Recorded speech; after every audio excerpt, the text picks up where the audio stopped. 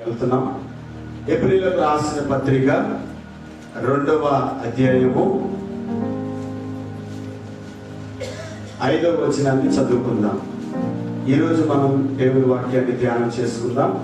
హెబ్రీయులకు రాసిన పత్రిక 2వ అధ్యాయము 5వ వచనాన్ని మనం చదువుతాం.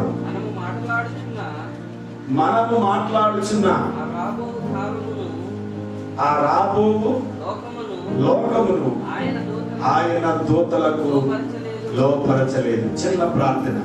పరిశుద్ధుగా ప్రేమ గల తండ్రి, ఈరోజు వాక్యం ద్వారా నాతో మా అందరితో మాట్లాడి మమ్మల్ని అందరినీ బలపరిచి మీ పరిశుద్ధాత్మ శక్తితో నింపి ఆదరించి బలపరచమని యేసు నామములో అడుగుచున్నాము తండ్రి, ఆమేన్.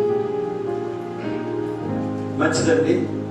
మరి ఈ హెబ్రీయులకు రాసిన పత్రికలో నుంచి గత వారంలో కూడా మరి కొన్ని మాటలు ధ్యానం చేశాం.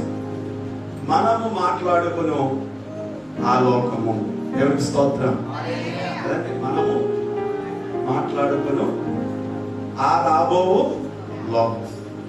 ఆ లోకం అంటే ఏంటి అని అంటే, మనం ఆ లోకం అంటే రాబోయే లోకం అంటే దేవుని రాజ్యము అని మనం ఆలోచించాం. దాని విషయంలో చాలా విషయాలు మాట్లాడుతున్నాం. ఎవరెవరు దేవుని రాజ్యం గురించి మాట్లాడారు అనేది కొన్ని మాటలు మనం నేర్చుకున్నాం.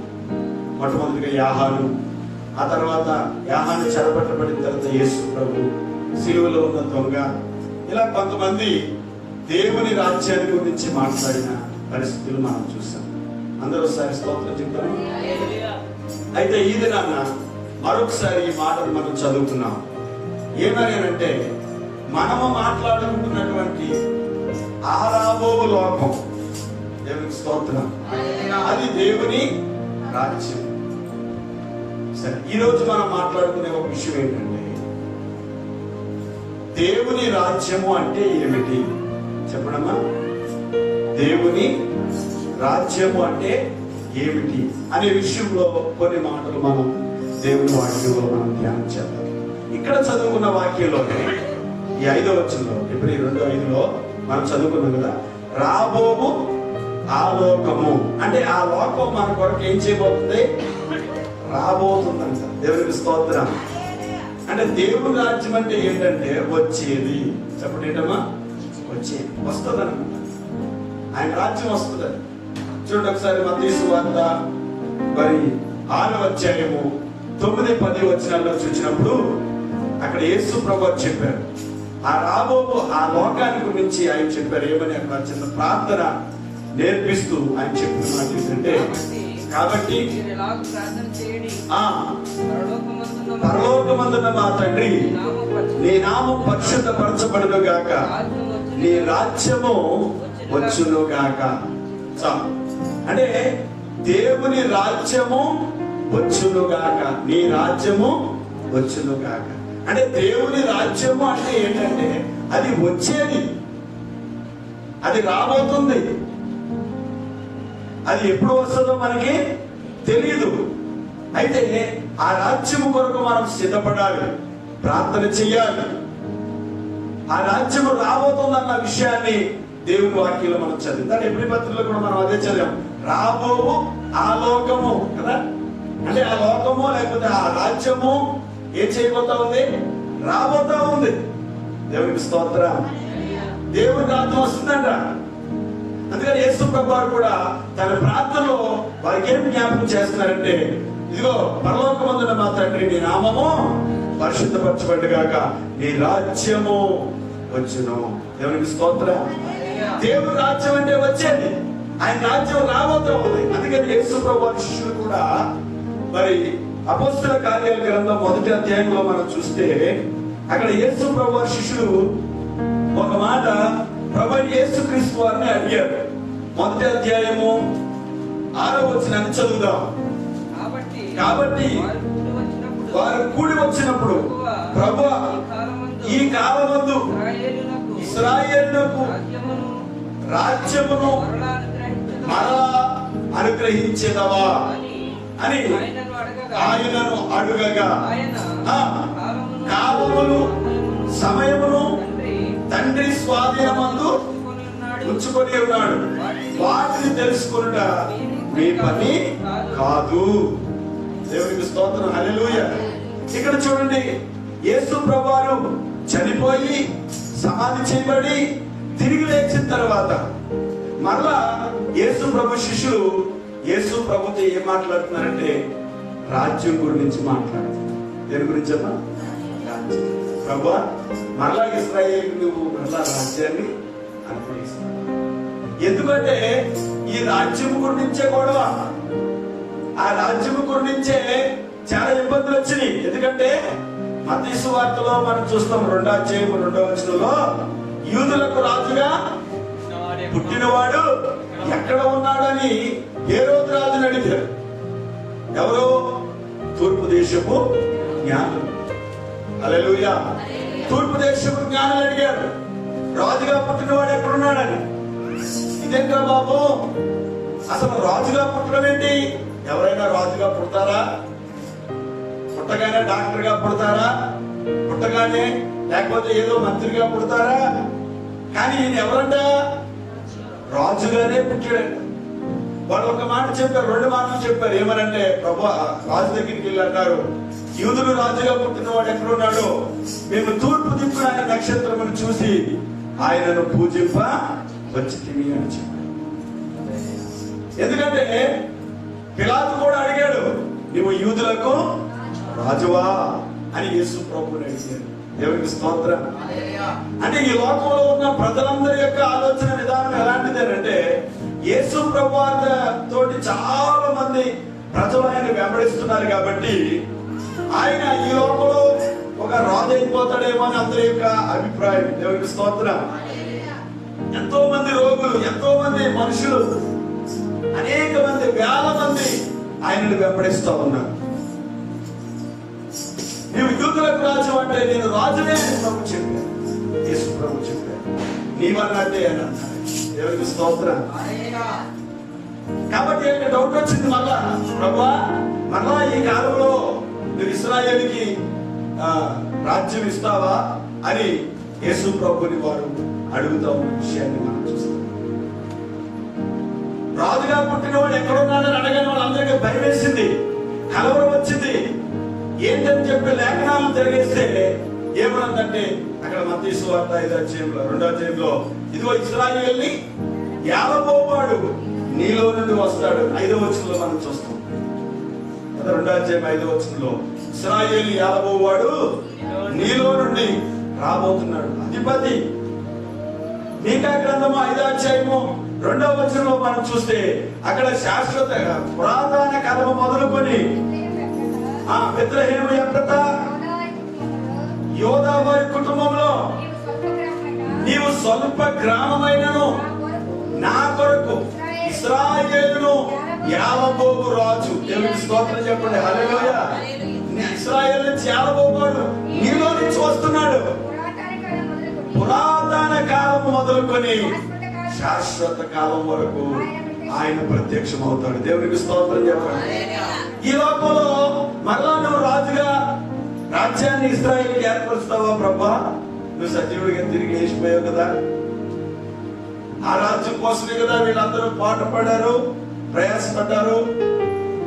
కాబట్టి మరలా నువ్వు ఇశ్రాయేలుకి రాజ్యం ఇస్తావంటే అది మీ పని కాదు. కాబట్టి ఆయన రాజ్యం ఏంటండి? పురాతన కాలం మొదలుకొని శాశ్వత కాలం వరకు ప్రత్యక్షమవుతుంది. దేవుడి రాజ్యం అంటే వచ్చేది. ఈ లోకంలో అనేక రాజ్యాలు వస్తూ ఉన్నాయి. ఒక రాజ్యం దిగుతుంది, ఒక రాజ్యము ఎక్కుతూ ఉంది. ఆ రాజ్యం రావాలని కొంతమంది, ఈ రాజ్యం రావాలని కొంతమంది, ఇంకో రాజ్యం రావాలని కొంతమంది, రకరకాలుగా ప్రతి మనుషులు ఏమి రావాలని కోరుకుంటున్నారంటే ఆ రాజ్యం వస్తే బాగుంటదేమో, ఈ రాజ్యం వస్తే బాగుంటదేమో అని. ఈ లోకంలో ఎన్నో రాజ్యాలు ఉన్నాయి, కానీ ఆ రాజ్యాల వల్ల ఏమి ప్రయోజనం లేదు. మనకు రాబోతున్న రాజ్యం ఉంది చూడండి, అది పురాతన కాలం మొదలుకొని శాశ్వత కాలం వరకు ఆయన ప్రత్యక్షమవుతున్నాడు.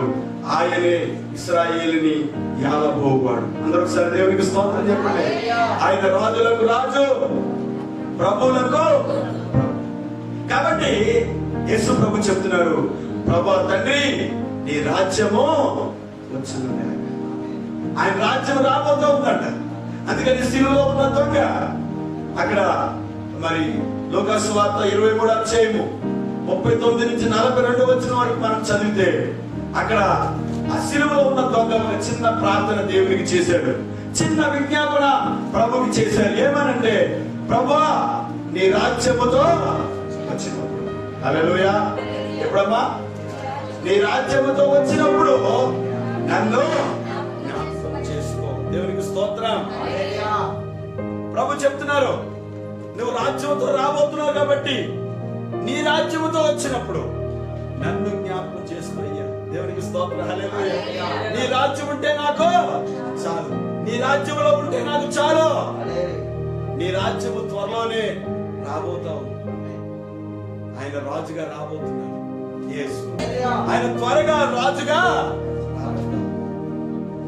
ఆయన రాజ్యము పురాతన కాలం మొదలుకొని శాశ్వత కాలము వరకు. దేవునికి స్తోత్రం. ఆదియు అంతము ఆయనే. కాబట్టి ఆయన రాజ్యం కొరకు మనం ఎదురు చూసేవారిగా, ప్రార్థించేవారిగా ఉండాలని దేవుని వాక్యాన్ని బట్టి మీకు తెలియజేస్తాను. ఆ సిలువలో ఉన్న దొంగ, అయ్యా నీ రాజ్యముతో వచ్చినప్పుడు నన్ను జ్ఞాపకం చేస్తాను. అందుకని ఇదిగో ఆయన మేఘారూఢుడై వస్తున్నాడంట. 7వ వచనంలో, ప్రకటన గ్రంథం 1వ అధ్యాయం 7వ వచనంలో మనం చూస్తే, ఇదిగో ఆయన మేఘారూఢుడై వచ్చుచున్నాడు. ప్రతి నేత్రము ఆయన చూచును, ఆయనను పొడుచున వారును చూస్తారు. పూజలందరూ రొమ్ము కొట్టుకుంటారు. ఆయన చూచి రొమ్ము కొట్టుకుంటురని దేవుని వాక్యంలో మనం చూస్తాం. ఆయన రాజ్యం రాబోతా ఉంది. ఆయన రాకముందే, మనము పోకముందే ఆ రాజ్యం కొరకు మనము సిద్ధపడదుము కాక. దేవునికి స్తోత్రం, హల్లెలూయా. ఆయన రాజ్యం కొరకు మనం సిద్ధపడాలి. ఆ రాబోతున్న ఆ లోకము పురాతన కాలం మొదలుకొని శాశ్వత కాలం వరకు ఉండే రాజ్యం. దేవునికి స్తోత్రం. యుగయుగాలు ఆ రాజ్యములో మనం సంతోషంతో ఆనందంతో ఉండే రాజ్యం అది. ఆ రాజ్యము కొరకు మనము సిద్ధపడాలి. దేవుని రాజ్యం అంటే వచ్చేది అని మనం నేర్చుకోవాలి. రావాలి, అది వస్తా ఉంది. కాబట్టి మనము కూడా ఆ రాజ్యములోనికి రావాలి, ఆ రాజ్యములోనికి రావాలి. అందుకనే యోవేలు రాసినటువంటి పత్రిక, క్షమించండి, గ్రంథములో, యోవేలు గ్రంథములో 2వ అధ్యాయము 15-16 వచనాల్లో మనం చూసినప్పుడు అక్కడ ఏమనుంటుందంటే, సియోనులో పాకాముదుడి కదా, ఉపవాస దినము ప్రతిష్ఠించండి, జనులను పెద్దలను సమకూర్చండి. అవును, నియమించి ప్రకటన చేయండి, జనులను సమకూర్చండి, ప్రతిష్ఠించండి, పెద్దలను పిలువనంపండి, చిన్నవారిని, సన్యపానం చేయి పిల్లలను బిడ్డలను తోడుకొని రండి. పెళ్లి కుమార్తె అంతఃపురములో నుండి, పెళ్లి కుమార్తె గదిలో నుంచి రావాలను. దేవునికి స్తోత్రం చెప్పండి, హల్లెలూయా. పెళ్లి కుమారుడు అయినా సరే, పెళ్లి కుమార్తె అయినా సరే, ఎవరైనా సరే రావాలి. ఎందుకో తెలుసా? ఇది ఆయన రాజ్యము. దేవునికి స్తోత్రం. దేవుని రాజ్యం ఎక్కడుందమ్మా? అమ్మా, దేవుని రాజ్యం ఎక్కడుంది? ఎందుకు పెద్దల్ని పిలవనమ్మన్నాడు? ఎందుకు సమాజ కూటాన్ని ఏర్పరచమన్నాడు? ఎందుకంటే వీళ్ళందరూ ఒక సమూహముగా కూడుకోవడం. ఎందుకంటే అక్కడ దేవుని రాజ్యం ఉంటుంది. అందుకనే ప్రకటన గ్రంథంలో 1వ అధ్యాయం 6వ వచనంలో మనం చూస్తే అక్కడ వ్రాయబడిన మాట మనం చూస్తాం. ప్రకటన గ్రంథం 1వ అధ్యాయం 6వ వచనం, మనలను ప్రేమించి, చూడండి, తన రక్తాన్ని ఇచ్చి మన పాపములను క్షమించి మనల్ని విడిపించి మహిమయు ప్రభావములు ఆయనకు కలుగును గాక. ఆమేన్, హల్లెలూయా. తర్వాత మనలను తన తండ్రి యొక్క దేవునికి ఒక రాజ్యముగా, యాజకులుగా చేశాడు. దేవునికి స్తోత్రం. ఆయన రాజ్యం రావాలి అంటున్నాం. ఎక్కడుందో ఆయన రాజ్యం అని అంటే ఎక్కడైతే ఇలా కూడుకుంటారో అక్కడే ఆయన రాజ్యం ఉంటుంది. దేవునికి స్తోత్రం. దేవుని రాజ్యం ఎక్కడో లేదు, ఇక్కడే ఆయన రాజ్యం. ఎక్కడైతే పరిశుద్ధులు, దేవుని ప్రజలు, ఆయన రక్తంలో కడగబడిన వారిని ఆయన రాజులుగా, యాజకులుగా, తన తండ్రి అయిన దేవునికి ఒక రాజ్యముగా సిద్ధపరిచారు. అందుకనే ప్రభు చెప్పారు, చిన్న మంద భయపడవద్దు అని. దేవునికి స్తోత్రం. చిన్న మంది అయినా పెద్ద మంది అయినా, ఎక్కువ మంది ఉన్నా తక్కువ మంది ఉన్నా, అది ఎవరు అంటే అది దేవుని రాజ్యము. కాబట్టి ఆయన రాజ్యం రాబోతా ఉంది. ఆయన మేఘారుడిగా త్వరగా రాబోతున్నాడు. మరి పెళ్లి కుమార్తె అంతఃపురంలో నుండి రావాలట, పెళ్లి కుమార్తె గదిలో నుంచి రావాలి. గది. దేవునికి స్తోత్రం చెప్పండి. అందుకని మత్తయి సువార్తలు అన్నారు, మీరు ఎవరైనా ప్రార్థన చేయాలనుకున్నప్పుడు మీరు గదిలోనికి వెళ్ళి తలుపు వేసుకుని రహస్యమందు చూచి మీ తండ్రికి ఏం చేయమన్నాడు ఆయన? ప్రార్థన చేయి. కాబట్టి గదిలోకి వెళ్ళి ప్రార్థన చేయాలి. గదిలో నుంచి కూడా రావాలి, దేవుని మందిరానికి రావాలి. ప్రజలు సమకూడి అందరూ కూడా ఒక రాజ్యముగా ఉండి చేతులెత్తి దేవుణ్ణి ఏం చేయాలి? ఆరాధించాలి. దేవుని రాజ్యం అంటే ఏంటమ్మా చెప్పండి? రాబోతున్నటువంటి రాజ్యం. ఆ రాజ్యం త్వరగా వస్తుంది. ప్రస్తుతానికి మనం కూడుకున్నప్పుడల్లా దేవుని రాజ్యమే. దేవునికి స్తోత్రం. కానీ ఆయన మేఘారుడిగా వచ్చినప్పుడు పరిశుద్ధులందరూ కూడా ఆయనతో పాటు వెళ్ళిపోతారంట. దేవునికి స్తోత్రం చెప్పండి కదా. మృతులైన వారు మొదట వేస్తారు, ఆ మీద సజీవులైన వారు మేఘముల మీద కొనిపోబడి పరిశుద్ధులందరూ కూడా ఆయనతో కలిసి ఆరాధిస్తారు. దేవుని స్తుతించడానికి, పరిశుద్ధులని నిత్యము దేవుని స్తుతించడానికి మనందరం సిద్ధపడవలసిన వారమే. పరిశుద్ధ గ్రంథాన్ని బట్టి నేను మీకు దేవుని వాక్యాన్ని బట్టి తెలియజేస్తాం. మంచిది. దేవుని రాజ్యం అంటే మొట్టమొదటిగా రాబోతున్నది, త్వరగా వస్తుంది. రెండవదిగా మనం చూద్దాము మత్తయి సువార్త 6వ అధ్యాయము 33వ వచనంలో మనం చూస్తే, చూడండి ఒకసారి, త్వరగా చదవాలి. కాబట్టి మీరు ఆయన రాజ్యమును నీతిని మొదట వెతుకుడి. దేవునికి స్తోత్రం కలుగునుగాక. అక్కడ 33 అనుకోండి, 32లో మనం చూస్తే, ఏమి తిందుమా, ఏమి త్రాగుదుమా, ఏమి ధరించుకుందుమా. దేవునికి స్తోత్రం. ఏమి తినాలి, ఏమి త్రాగాలి, ఏమి ధరించుకోవాలి అని వీటి గురించి మీరు ఏం చేయొద్దు, చింతించొద్దు. అన్యజనులు అయితే వీటి విషయమై చింతపడుతున్నారు, కానీ మీరు వాటి గురించి చింతపడదు. మనం ఏం తినాలో ఆయన సిద్ధపరుస్తారు. దేవునికి స్తోత్రం చెప్పండి. హల్లెలూయా. దేవుని చిత్తం లేకుండా మనం భోజనం కూడా చేయలేము. దేవుని చిత్తం ఉండాలట. మన తలలో నుంచి ఒక వెంట్రుక కూడా దేవుని చిత్తం లేకుండా రాలేదంటాడు. దేవుడు అంత గొప్పవాడు. మనకేం కావాలో అవన్నీ ఆయన సిద్ధపరుస్తాడు. కానీ ఒక మాట చెప్తున్నాడు, మొదట నా నీతిని, నా రాజ్యాన్ని వెతకండి అని చెప్పాడు. దేవునికి స్తోత్రం. దేవుని రాజ్యం అంటే ఏంటి అంటే వెతకడం. ఏంటమ్మా? వెతకటమే కదా. ఉదయం లేచిన కానీ సాయంత్రం వరకు వెతుకుతూనే ఉంటారు కదా. ఏం వెతుకుతున్నారు? ఏం వెతుకుతున్నారమ్మా? 105వ కీర్తనలో అంటాడు. చూడండి ఒకసారి, 105వ కీర్తన 5వ వచనంలో మనం చూస్తే అక్కడ ఒక మాట చెప్తున్నాడు. చూడండి ఒకసారి, మనము దేవుణ్ణి వెతకాలి, ఆయన నీతిని వెతకాలి, ఆయన రాజ్యాన్ని వెతకాలి. చదవండి ఒకసారి 105వ కీర్తనలో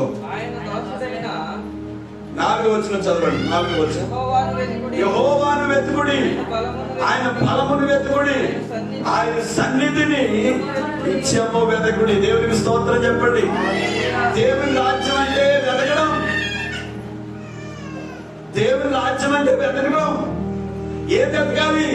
ఆయన నీతిని వెతకాలి, ఆయన రాజ్యాన్ని. ఇక్కడ చెప్తున్న మాట ఏంటంటే, మనం చదువుకున్నటువంటి మాట మనం చూస్తున్నాం చూడండి. ఏమని చదువుకున్నా ఒకసారి? యెహోవాను వెతకండి, ఆయన బలమును వెతకండి, ఆయన సన్నిధిని నిత్యము వెతకండి. దేవునికి స్తోత్రం. వెతకాలి. మనం ఏది వెతికితే అదే దొరుకుతుంది. ఒక ఇద్దరు చనిపోయి పరలోకం వెళ్ళారట. పరలోకం వెళ్ళగానే అక్కడికి వెళ్ళేటప్పటికి అర్ధరాత్రి అయిపోయిందట. అర్ధరాత్రి అయ్యేటప్పటికి ఎవరు లేరంట, దేవదూతలు కూడా లేరంట అక్కడ. అయితే అక్కడ పడుకున్నారు, గేట్లు వేసి ఉన్నాయంట, పడుకున్నారు, నిద్రపోతున్నారు. దేవునికి స్తోత్రం. పొద్దున్నే వచ్చి దేవుని తోత ఒక ఆయన లేపింది. అయ్యి బాబు ఎవరు ఏంటి, ఎందుకు వచ్చారు, ఏంటి లేకంటే లేకగానే చూడగానే దేవదూతను చూడగానే ఏం కావాలి నీకంటే, నాకు వేడి వేడిగా ముందు పొద్దునే కదండి, పొద్దునే ఏముండాలమ్మా, వేడి వేడిగా ఒక కప్పు టీ పట్టురా అన్నాడంట దేవదూత. కప్పు టీ అక్కడికి వచ్చి ఇచ్చాడు, తాగేసి.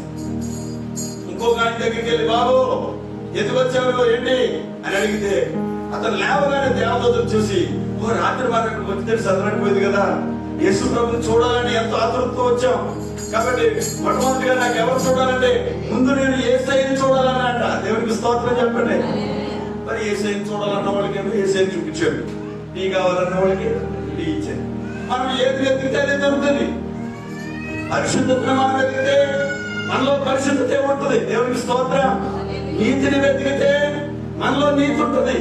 యథార్థతని వెతికితే మనలో యథార్థత ఉంటుంది. మనం ఏదైతే వెతుకుతామో అది మనకు ఉంటుంది. మనమేమో ఏం తిందామా, ఏం తాగుదామా, ఏం ధరించుకుందాం, 6 రోజులు తినేదాని గురించి కూడా ఈ రోజు నుంచి ఆలోచన. దేవునికి స్తోత్రం కదా. ఆకాశ పక్షులను చూడండి, అవి విత్తవు, కోయవు, కొట్లలో కూర్చుకోవు, అయినను ఈ పరలోకపు తండ్రి వాటికి ఏమిస్తాడమ్మా, ఆహారం ఇస్తాడు. అందరూ ఒకసారి దేవునికి స్తోత్రం చెప్పండి. ఆకాశ పక్షులను చూడండి, అవన్నీ చూడండి, అవి ఏమన్నా కొట్లు ఉన్నాయా, ఏమి తిందుమా, ఏమి ధరించు. ఒక ఆయన ఉన్నాడంట, నా ప్రాణమా తినము, త్రాగుము, సుఖించు. దేవునికి స్తోత్రం. దేన్ని వెతుకుతున్నాడు? తిండిని వెతుకుతున్నాడు. దేన్ని మనం వెతుకుతున్నాం? ప్రతిరోజు దేవుని వాక్యాన్ని మనం వెతకాలి. దేవునికి స్తోత్రం. దేవునిలో ప్రార్థించడం ద్వారా, దేవుని వాక్యం చదవడం ద్వారా, దేవుని సన్నిధికి వెళ్ళటం ద్వారా, దేవుని సన్నిధిలో కూడుకోవడం ద్వారా మనం దేన్ని వెతుకుతున్నామంటే ఆయన రాజ్యాన్ని. ఒకసారి దేవునికి స్తోత్రం. దేవుని రాజ్యం అంటే ఏం తిందామా, ఏం ధరించుకుందాం. దేవుని రాజ్యం అంటే ఏంటంటే ఇక్కడ మనం చదివినటువంటి మాట ఏంటో తెలుసా? ఏంటమ్మా? దేవుని వెతకడం. వెతకాలి. మనం ఏదైతే మనం ఎక్కువగా వెతుకుతామో అది మనకి దొరుకుతుంది. దేవునికి స్తోత్రం. మనం బ్రతుకున్న దినాల్లో, దేవుడు మనకు ఆయుష్ ఇచ్చినటువంటి దినాల్లో, దేవుడు మనకి ఇచ్చిన సమయంలో ఎక్కువగా దేవుని సన్నిధిని వెతకడానికి మనం ప్రయత్నించాలి. హల్లెలూయా. మనము దేవుని సన్నిధిలో ఉండాలి, మన పిల్లలు దేవుని సన్నిధిలో ఉండాలి. మనము దేవుని వెతకాలి, మన పిల్లలు కూడా దేవుణ్ణి వెతకాలి. కాబట్టి దేవుని రాజ్యం అంటే ఎందుకంటే ప్రభు చెప్పారు, మొదట నా నీతిని, నా రాజ్యాన్ని వెతకండి. మీకు కావలసినవన్నీ ఏమి కావాలో మీ పరలోకపు తండ్రికి ముందుగానే తెలుసు. హల్లెలూయా. మనకి ఏం కావాలో ఆయనకు తెలీదా? మన అవసరతలు ఏంటో ఆయనకు తెలీదా? ఆయనకు అన్ని సమస్తం ఆయన ఎరిగిన వారని పరిశుద్ధ గ్రంథంలో చూస్తాం. కాబట్టి ఆయన సన్నిధిని వెతికే వారిలో ఉండాలి అని మరొకసారి మీకు తెలియజేస్తున్నాం. 3వ మాటగా మనము చూద్దాము. ఏంటంటే మొట్టమొదటిగా మరి దేవుని రాజ్యము అంటే వచ్చేది. చెప్పండి వచ్చేది, వస్తుంది. రెండవది మనం వెతికి దేవుని రాజ్యం అంటే మనం వెతకాలి. మూడవదిగా మనం చూస్తే కొరింథీయులకు రాసిన 1 కొరింథీ పత్రిక 4వ అధ్యాయము 20వ వచనాన్ని మనం చూద్దాం.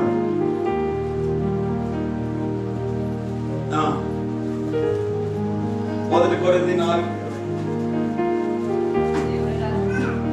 1 కొరింథీ 4వ అధ్యాయం 20వ వచనం.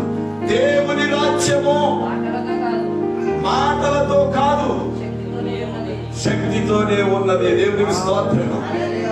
దేవుని రాజ్యం అంటే ఏంటమ్మా? మాటలు కాదు. చాలా మంది అంటారు, అసలు మాటలకి పనులకి చాలా తేడా ఉంటుందండి. నేను మైక్ పెట్టుకుని చెప్పనుకుంటున్నానంటే మాటలు. దేవునికి స్తోత్రం. మైక్ పెట్టుకుని అందరూ మాటలు చెప్పేస్తారు. మీరు చెప్పేస్తారు, ఇంకొకరు చెప్పేస్తారు, ఇంకొకరు చెప్పేస్తారు. మాటలు కాదండి. దేవునికి స్తోత్రం. హల్లెలూయా. పని చేయాలి అంటారు కదా పెద్దలు. పని చేయాలి, మాటలు చెప్పడం కాదు అంటారు. అలాగే దేవుని రాజ్యము అంటే మాటలు కాదంట, దేవుని శక్తి. దేవునికి స్తోత్రం చెప్పండి అందరూ కూడా. హల్లెలూయా, హల్లెలూయా. దేవుని రాజ్యం అంటే మాటలు కాదు, దేవుని శక్తి. అందుకనే మరి తిమోతితో పౌలు గారు చెప్తున్నారు, నా కుమారుడా, క్రీస్తు యేసునందు కృప చేత నీవు బలవంతుడవు కమ్ము. దేవునికి స్తోత్రం. ఏమంటారు మనం? బలవంతులై తుదకు ప్రభు యొక్క మహాశక్తిని బట్టి.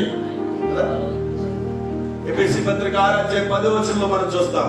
తుదకు ప్రభు యొక్క మహాశక్తిని బట్టి ఆయన యందు మీరు ఏమై ఉండాలి? బలవంతులై ఉండాలి. దేవునికి స్తోత్రం. దేవుని రాజ్యం అంటే మాటలు కాదు, దేవుని రాజ్యం అంటే శక్తి, బలము. దేవునికి స్తోత్రం. ఏమంటే దేవుని రాజ్యముగా మనందరం ఇక్కడ కూడుకొని ప్రభుని స్తుతిస్తున్నప్పుడు, ఆరాధిస్తున్నప్పుడు ఏమొస్తుందో తెలుసా? దేవుని శక్తి మనం ఆరాధిస్తాం. హల్లెలూయా. అందరూ చెప్పండి హల్లెలూయా. పౌలు సేవలు స్తుతిస్తున్నప్పుడు, ఆరాధిస్తున్నప్పుడు ఏమైంది? శిరసాల పునాదులు కదిలిపోయాయి. వారిని చాలా దెబ్బలు కొట్టారట, బండలు బిగించారట. కానీ ఆ రాత్రి వేళ పాటలు పాడుతూ, ప్రార్థన చేస్తూ, స్తుతిస్తూ ఉన్నప్పుడు, ప్రభుని ఆరాధన చేస్తున్నప్పుడు ఒక భయంకరమైనటువంటి గొప్ప భూకంపం కలిగింది. ఆ భూకంపంలో మరి శరసాల పునాదులన్నీ కదిలిపోయినాయి.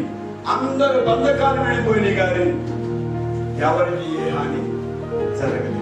ఎవరికి స్తోత్రం చెప్పాలి. ఎవరికి ఏ ప్రాణ నష్టమో, పాపపు బంధకాలు, శాప బంధకాలన్నీ తొలగిపోయినాయి. అందరి బంధకాలు ఊడిపోయినాయి అని దేవుని వాక్యంలో మనం చూస్తాం. కాబట్టి దేవుని రాజ్యం అంటే శక్తి కానీ మాటలు. కాబట్టి ఎంతమంది మనం చేతులెత్తి దేవుని ఆరాధిస్తుంటే ఎంత గొప్ప శక్తి. హల్లెలూయా.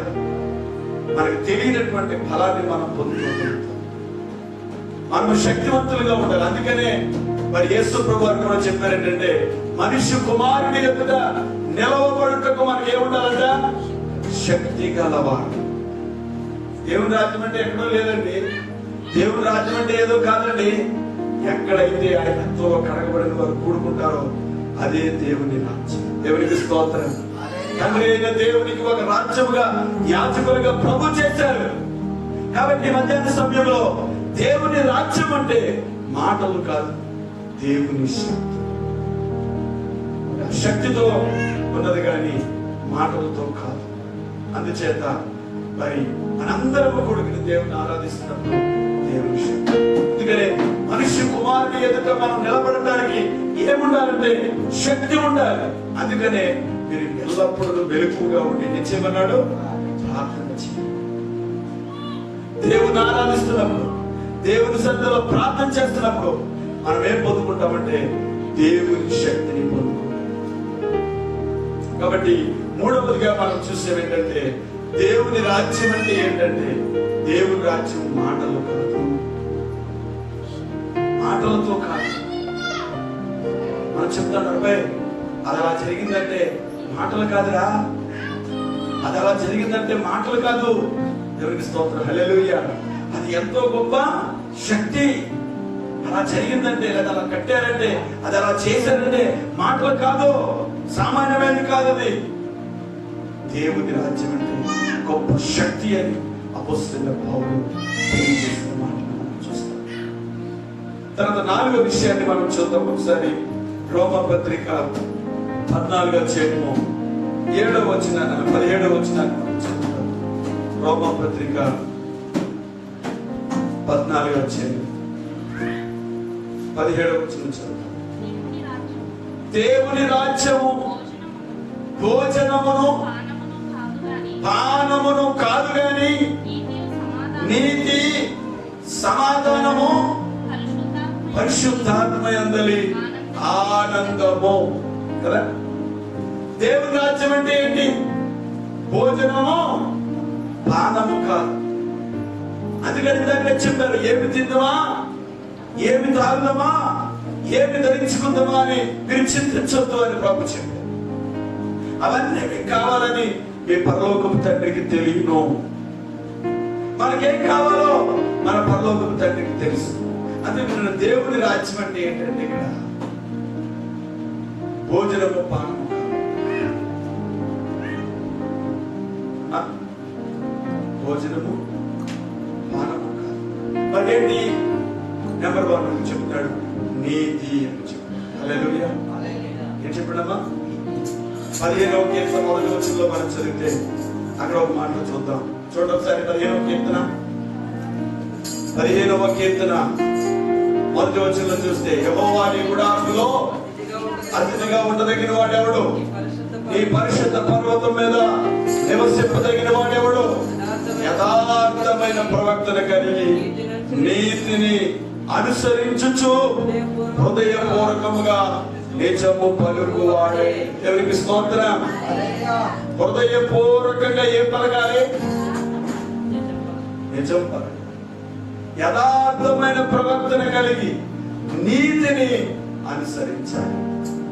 ఏది నీతో ఏది దుర్నీతో నువ్వు తెలుసుకోవాలి. దేవుని రాజ్యం అంటే భోజనం కాదు. అంటే మనం తిని ఎంత శ్రేష్టమైనది తిన్నా అయ్యండి అది బహిర్భూమికి వెళ్ళిపోతుంది. గొంతుకు దాటిన తర్వాత ఏమి లేదు. నాలుగు రుచి తక్కువ. ఇక గొంతుకు అవతలకి వెళ్ళిన తర్వాత ఏమైందో మనకి తెలియదు. ఆ నాలుగు మీద పడినప్పుడే మనకి టేస్ట్ అనిపిస్తూ ఉంటుంది. ఇక ఆ తర్వాత ఏమవుతుందో కూడా మనకు తెలియదు. కానీ దేవుని బిడ్డలారా ఒకసారి ఆలోచించండి. భోజనము పానము కాదు, నీతి. ఏది నీతో ఏది దుర్నీతో మీరు గ్రహించాలి. నీతిని అనుసరించాలి కానీ దుర్నీతిని మనం అనుసరించాలి. అందుకనే ప్రభు ఖచ్చితంగా చెప్తున్నారు, దేవుని రాజ్యం అంటే నీతి. దేవునికి స్తోత్రం.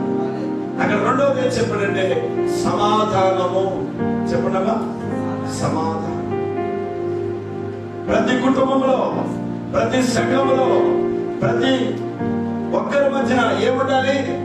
సమాధానం. దేవుని రాజ్యం అంటే సమాధానమే. దేవునికి స్తోత్రం చెప్పాలి. అందుకని యేసు ప్రభువు తన శిష్యుల దగ్గరికి వెళ్ళి ఏం చెప్పారంటే, మీకు సమాధానము కలుగును గాక. మరి ప్రభువు యేసుక్రీస్తు వారు చనిపోయినప్పుడు ఆయన సజీవుడై తిరిగి లేచారు. అయితే ప్రజలు మరి ఆయన శిష్యులందరూ కూడా దేవుడు ఎలా ఉన్నారంటే భయముతో ఉన్నారు, కలవరంతో ఉన్నారు కదా.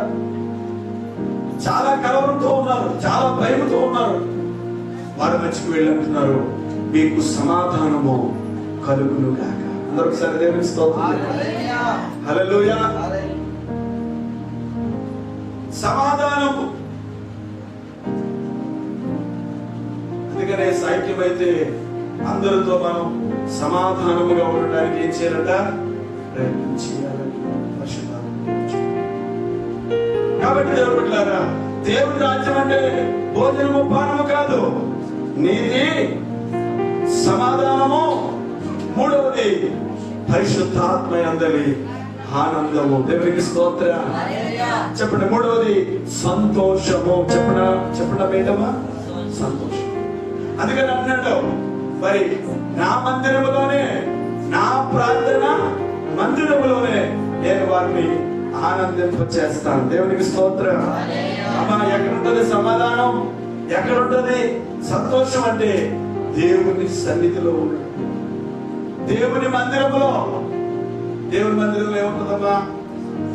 ఆరాధన ఉంటుంది. దేవునికి స్తోత్రం.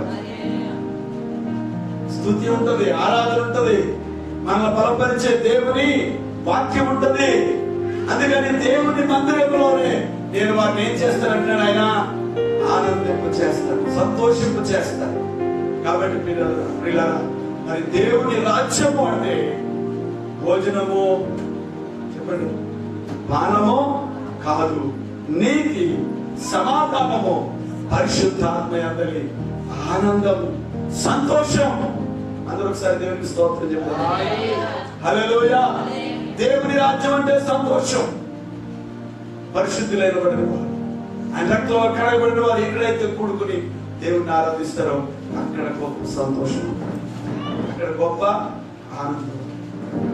చూడండి ఒకసారి సంఖ్యాకాండంలో మనం చూస్తే 14వ అధ్యాయంలో మనం చూసినప్పుడు అక్కడ ఇశ్రాయేలు ప్రజల గురించి మనం చూద్దాం ఒకసారి. అక్కడ వారు ఎష్కోలు లోయలోనికి వెళ్ళి, లేకపోతే కానాను దేశం వెళ్ళి వారు తిరిగి వచ్చినప్పుడు అక్కడ 10 మంది ఇశ్రాయేలు మధ్యన చెడ్డ సమాచారం తెచ్చినట్లుగా దేవుని వాక్యంలో మనం చూస్తున్నాం. చూడక్కడ యెహోషువ కాలేబులు ఒక మాట చెప్తా ఉన్నారు. 7వ వచనాన్ని మనం చదువుతాం ఒకసారి. సర్వ సమాజముతో మేము సంచరించి చూచిన దేశము మిక్కిలి మంచి దేశము, యెహోవా మన యందు ఆనందించిన ఎడల మనలను చేర్చి దానిని మనకిచ్చును. దేవునికి స్తోత్రం. 10 మంది ఏం చెప్తున్నారంటే అస్సలు మనం ఆ దేశానికి వెళ్ళనే. మనం వారి దృష్టికి ఎలా ఉన్నామంటే మిడతల వలె ఉన్నాం. వారు ఉన్నత దేవులు కాబట్టి మనం ఆ దేశానికి వెళ్ళలేమో అని ఖచ్చితంగా చెప్తారు. ఎవరైనా 10 మంది మాట వింటారు కానీ ఇద్దరు మాట వింటారా? చెప్పండి. కాబట్టి ఇద్దరు మాట కన్నా 10 మంది మాట బాగా అర్థమైంది. వాళ్ళు చెడ్డ సమాచారాన్ని తీసుకొచ్చారు. కానీ యెహోషువ కాలేబులు ఏమంటారంటే యెహోవా మన యందు ఆనందించిన ఎడల. దేవునికి స్తోత్రం. ఎవరు ఆనందించాలి మన యందు? యెహోవా మన యందు ఏం చేయాలంట? ఆనందించాలి. అందుకని ఆయన ఆనందించాలి, మనము సంతోషించాలి. దేవుని రాజ్యం అంటే పరిశుద్ధాత్మ యందలి ఆనందం. దేవునికి స్తోత్రం. అప్పుడు మనకి ఆ దేశాన్ని ఇస్తాడంట, ఆ పాలు తేనె ప్రవహించు దేశాన్ని. ఆ రోజుల్లో యెహోషువ చెప్తున్నాడు, కాలేబు చెప్తున్నాడు, మీరు దేవుని మీద తిరుగుబాటు చేయమని. మీరు ఆయన మీ యందు ఆనందించినట్లయితే, ఆయన మీ ప్రవర్తనను బట్టి, మీ యథార్థ ప్రవర్తనను బట్టి దేవుడు మీ యందు ఆనందించినట్లయితే ఆ పాలు తేనె ప్రవహించే దేశాన్ని. దేవునికి స్తోత్రం. ఈ రోజు మన ఆత్మీయ జీవితాన్ని బట్టి, మన విశ్వాస జీవితాన్ని బట్టి, మన నడవడికను బట్టి, మన యథార్థ ప్రవర్తనను బట్టి ఒకవేళ దేవుడు మన యందు ఆనందించినట్లయితే, దేవుడు మన యందు సంతోషించినట్లయితే ఆ రాబో ఆ లోకము అనగా ఆ దేవుని రాజ్యాన్ని మనల్ని స్వతంత్రించుకునేట్టుగా చేస్తాడు. దేవునికి స్తోత్రం. కాబట్టి దేవుని రాజ్యం అంటే భోజనము పానము కాదు, పరిశుద్ధాత్మ యందలి ఆనందం అని దేవుడు. చివరి మాట నేను చెప్పి నా మాటలు తీసుకొస్తాను. ఒకసారి దేవునికి స్తోత్రం చెప్పండి. హల్లెలూయా. దేవుని రాజ్యం అంటే భోజనం పానము కాదు, నీతి, సమాధానము, పరిశుద్ధాత్మ యందలి గొప్ప ఆనందం, గొప్ప సంతోషం. కాబట్టి మనం దేవుని మీద తిరుగుబాటు చేయకూడదు, దేవునికి వ్యతిరేకంగా మనం ఉండకూడదు. మన ఆత్మీయ జీవితం వలన ప్రభు ఆనందించాలి. దేవునికి స్తోత్రం కదా. అప్పుడే ఆ రాజ్యానికి మనం వారసులు అవడానికి ప్రభు తప్పకుండా సహాయం చేస్తాడు. చివరిగా మనం చూస్తే మత్తయి సువార్త 24వ అధ్యాయం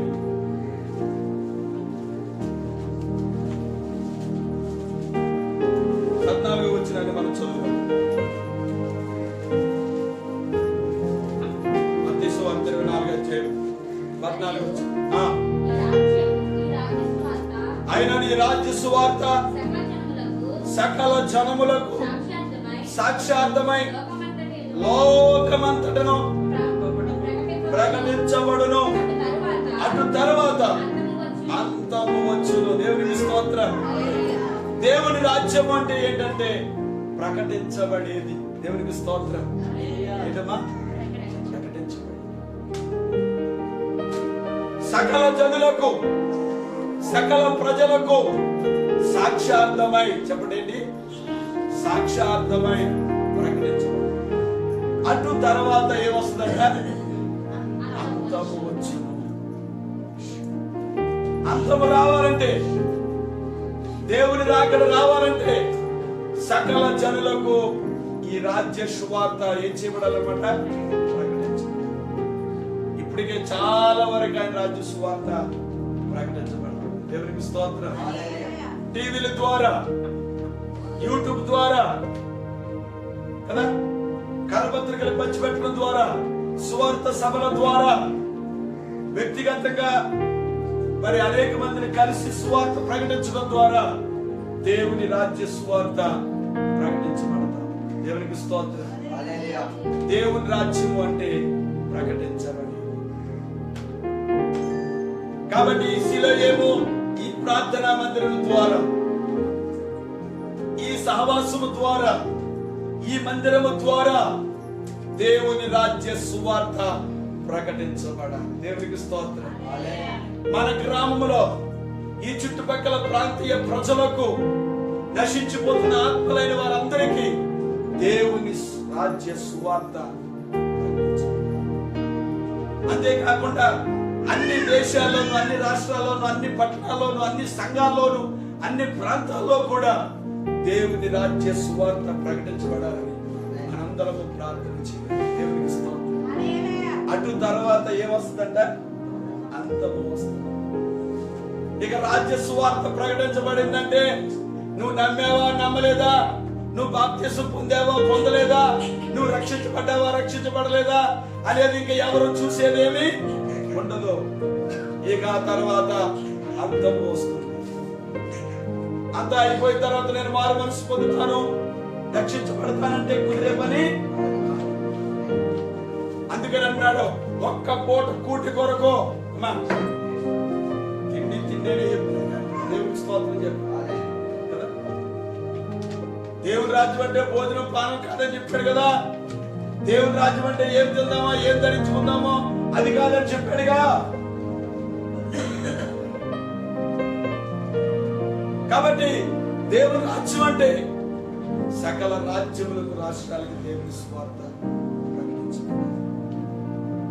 ప్రకటించబడేదే దేవుని రాజ్యం.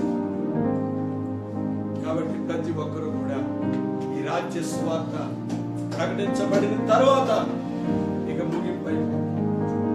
ఇక అప్పుడు బైబిల్ చెప్పేవాళ్ళు ఉండరు, వాక్యం చెప్పేవాళ్ళు ఉంటారా, ప్రార్థన చేసేవాళ్ళు ఉంటారా? ఉండరు. ఇప్పుడు రండమ్మా రండమ్మా అని చెప్పేవాళ్ళు పిలుస్తా ఉన్నారు మైక్ ద్వారా, రండి దేవుని వాక్యం వినండి, దేవునికి స్తోత్రం, అనేక రకాలుగా ప్రకటిస్తూ ఉన్నారు. తర్వాత దేవుని వాక్యం కొరవైపోయిన అది దొరకడం చాలా కష్టం. అందుకని దీపం ఉండగానే ఇల్లు ఇంకా మారు మనసు పొందని వాళ్ళు మారు మనసు పొందాలి, బాప్తిసం పొందని వారు బాప్తిసం పొందాలి. మారు మనసు పొంది బాప్తిసం పొంది రక్షించబడిన వారు పరిశుద్ధంగా జీవించి దేవుని రాజ్యం కొరకు సిద్ధపడాలి. ఆ రాజ్యంలో నిత్యం ఆనందం ఉంటుంది, సంతోషం ఉంటుంది. యుగ యుగాలు ప్రభుతో సంతోషంగా ఆనందంగా మనం ఉండగలుగుతాం. దేవునికి స్తోత్రం. ఈ లోకంలో కొంతకాలమే ఉంటాం, కానీ ఆయన రాజ్యంలో నిత్యం. హల్లెలూయా. నిత్యం ఉండేది ఆయన రాజ్యమే. పురాతన కాలం మొదలుకొని శాశ్వత కాలం వరకు ఆయన ప్రత్యక్షమవుతుంది. సరే చెప్పండి, దేవుని రాజ్యం అంటే ఏంటి? మొట్టమొదటిగా రాబోతున్నా వచ్చేది. రెండవదిగా దేవుని రాజ్యం అంటే మనందరం కలిసి వెతికేది. దేవునికి స్తోత్రం. మూడవదిగా దేవుని రాజ్యం అంటే మాటలు కాదు, దేవుని శక్తి. దేవుని రాజ్యం అంటే నాలుగవదిగా భోజనము పానము కాదు, నీతి సమాధానము పరిశుద్ధాత్మ యందలి. ఐదవది దేవుని రాజ్యం అంటే ఏంటంటే సకల జనులకు సాక్షాత్మై ప్రకటించబడేది దేవుని రాజ్యం. దేవునికి స్తోత్రం కలుగును. మూల మూలలో ఉన్న వారికైనా సరే, ఎవరికైనా సరే ఈ రాజ్య సువార్త ప్రకటించబడతారు. ఈ రాజ్య సువార్త సకల జనులకు సాక్షార్థమై లోకమంతటా కూడా ప్రకటించబడతారు. నాకెవరో చెప్పలేదండి అని అంటారు. ఎవరికి కూడా అవకాశం లేకుండా ఎంతో మంది సేవకులు, విశ్వాసం కూడా ఎంతో ప్రార్థన చేసి, ప్రభు ఇదిగో మా గ్రామం అంతా సువార్త ప్రకటించబడాలి, మా దేశం అంతా సువార్త ప్రకటించబడాలి, అందరూ రక్షణ పొందాలి, అందరూ ఆయన రాజ్యంలో ఉండాలి అని ఎంతో ప్రార్థన చేస్తున్నారు, ప్రయాసపడుతున్నారు, ఎన్నో రీతిలుగా సువార్తను ప్రకటిస్తున్నారు. కాబట్టి మరి ఎవరైతే ఆ రాజ్య సువార్తను విని వారు మనసు పొంది పాప క్షమాపణ నిమిత్తం బాప్తిసం పొంది రక్షించబడతారో వారందరూ కూడా ఆయన రాజ్యం. అందుకే కాలం సంపూర్ణమైంది. మాట్లాడాలి. కాలము సంపూర్ణమైనది, దేవుని రాజ్యము సమీపించుచున్నది. దేవునికి స్తోత్రం. అంటే సమయము దగ్గరికి వచ్చేస్తుంది. ఎప్పుడు వస్తుంది? అందుకని యేసుప్రభు చెప్పారు ఏమంటే, నేను మేఘాలు వస్తుందని చెప్పారా? అని ఇంకో మాట అన్నా, నేను దొంగలేగా. దొంగ ఎప్పుడు వస్తాడమ్మా? అని అర్థం చేసి వస్తాను. మీరు మెలుగుగా ఉంటుంటే నేను దొంగతనానికి వస్తున్నాను అంటాడు. అడుగుతున్నానంటే మనం ఉండరు. మనం ఏం చేస్తాం? ముందే మెలుగుగా ఉంటాం, రాత్రి తెల్లవారు నిద్రం. కానీ యేసుప్రభు నేను దొంగ వలే వస్తాను. ఆయన ఎప్పుడు వస్తుందో తెలియదు. ఆయన రాజ్యం మనం సిద్ధపడుతూ, మన తోటి వారందరినీ సిద్ధపరుస్తూ ప్రభు రాజ్యం సిద్ధపడదాం. దేవుడి మాటలతో ఆమె అందరూ కూడా కళ్ళు మూసుకోండి, ప్రార్థన చేసుకుంటాం. Thank you holy spirit. పరిశుద్ధాత్మదేవా మీకు వందనాలు.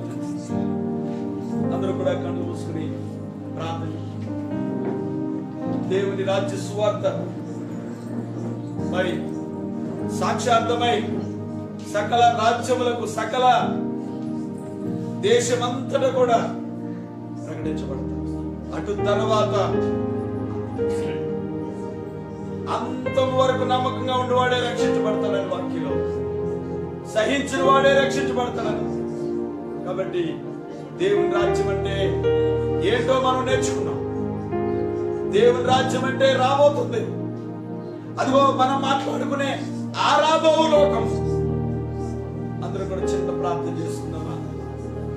ప్రభా, నేను సిద్ధపడాలి, అనేక మంది నా రాజ్యానికి సిద్ధపరచు. నాలో నీతి ఉండాలి ప్రభా, నాలో యథార్థమైన ప్రవర్తన ఉండాలి ప్రభా, నాలో పరిశుద్ధత ఉండాలి ప్రభా. దేవుని రాజ్యం అంటే భోజనము పానము కాదు, నీతి, సమాధానము, పరిశుద్ధాత్మ యందలి ఆనందం, సంతోషం. కాబట్టి నీ రాజ్యానికి మమ్మల్ని వారసులుగా ఉండడం కొరకు మమ్మల్ని సిద్ధపరచు. నీ రాజ్యం అంటే మాటలు కాదు, దేవుని శక్తి. మొదట నా నీతిని, నా రాజ్యాన్ని వెతకండి. దేవుని రాజ్యము వెతికి దేవుని రాజ్యము వచ్చేది. దేవుని రాజ్యము నీతి, సమాధానం, పరిశుద్ధాత్మ. దేవుని రాజ్యము ప్రకటించబడేది సకల దేశములకు, రాష్ట్రములకు సాక్షాత్మై ప్రకటించబడింది. ఇదిగో నీవు ఎలా ఉండాలో, ఎలా ఉండకూడదో, ఏం చూడాలో, ఏం చూడకూడదో, ఎక్కడికి వెళ్ళాలో, ఎక్కడికి వెళ్ళాలో, వెళ్ళకూడదో నీకు ప్రకటించబడింది. దేవుడు మనందరం ఆయన రాజ్యంలో సిద్ధపడి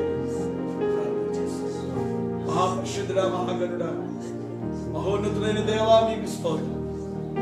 మీ ఘనమైన నామాన్ని బట్టి మీకు స్తుతి కలుగును గాక. అద్భుతమైన మీ సన్నిధిని బట్టి మీకు స్తోత్రం. ఈ దినం కొరకై నీ రాజ్య సువార్త, నీ రాజ్యాన్ని కూర్చున్నటువంటి మాటలు మాకు తెలియజేశారు. నీ రాజ్యము అంటే ఏంటో మాకు తెలియజేశారు. ఆ మాటలు విన్న ప్రతి బిడ్డను మీరు దీవించండి. నీ మాటకు లోబడి నీ యందు భయభక్తులు కలిగి నీ అడుగు జాడలను వెంబడించి నీ కృపను పొందుకునే భాగ్యాన్ని ప్రతి ఒక్కరికి దయచి కూడా వచ్చిన బిడ్డలందరికీ చేతులుగా నజరేయుడైన యేసు నామములో ప్రార్థించి స్తుతించి అడిగి వేడుకుంటున్నాము తండ్రి. ఆమేన్. అందరికీ